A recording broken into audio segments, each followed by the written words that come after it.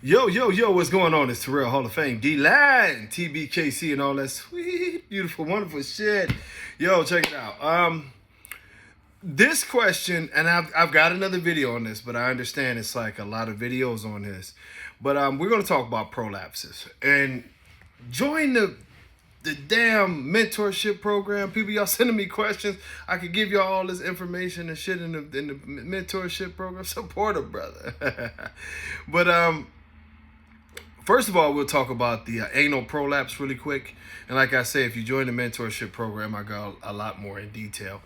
But the mentorship program is like this, y'all. I mean, not the mentorship program, excuse me. An anal prolapse, right? An anal prolapse is basically the muscles of the anus is not holding tight enough, and a lot of times, whether it can be a multiple different things, but the dog will basically force out his intestines. This is very dangerous. The reason being is, of course, he needs his intestines or she needs her intestines, and at this point in time, you are against the clock. Now, what I mean against the clock, if the longer it stays out in the air, it dies. This is information, free game. The things you'll need to do, right? First of all, you'll need to clean it off. You know what I mean? If you can't get, the sterile water, you'll, get you some, the best you can. Avion, whatever. If it's something on it, you got to rinse it off. Now, what you need is basically some lubricant, just normal, not no heated shit or flavors for you freaks, but some normal KY jelly. And what you're going to have to do is you're going to have to push it back in. And you may have to push it back in several times before you get it to the veterinarian. Now, I've known for people who have pushed it in and it stays in, but I don't trust that. And this is the reason.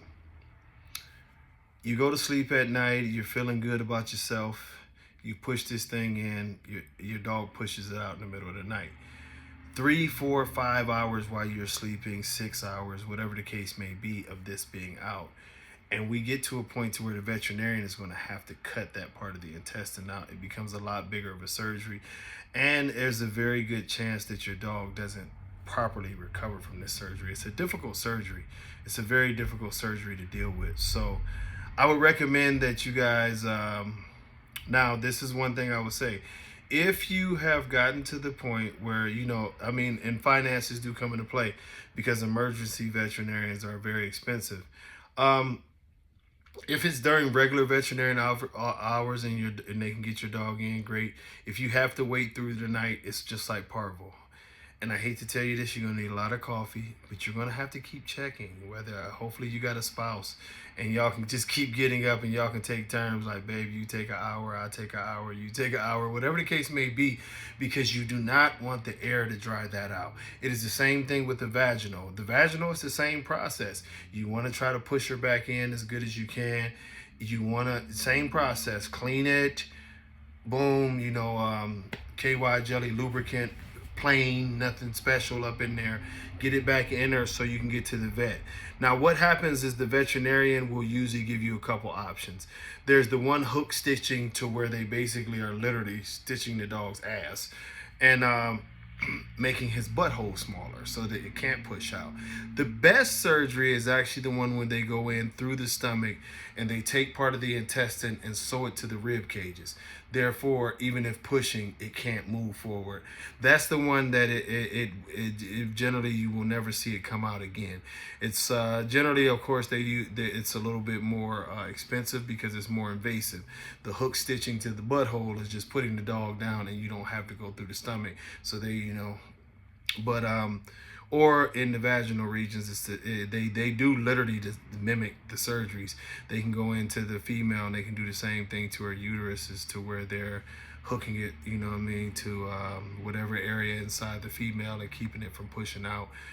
And now we go to the second part of this. Should you breed these dogs? I would say no.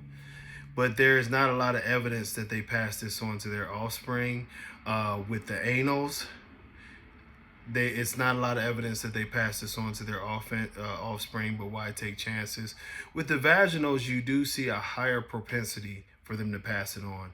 And I think anytime that you have the vaginal prolapses or anything, with the vaginal issues, I wouldn't do it. You know what I mean? You're giving your females in your program a higher propensity to come up with different vaginal issues and, things that you don't want to deal with later on down the line. You sell somebody a nice female puppy, and 2 years later, that's one of the things that happened to me. And unfortunately, it wasn't any other signs of this. It wasn't anywhere in my line, but I do have a gentleman that I have to replace a puppy because his female, you know, end up with an issue, and I mean, it happens. It's going to happen if you're a breeder, but it's definitely something that, since that particular female that threw that dog, I mean, I'm so strict in my program that we discontinued use of her.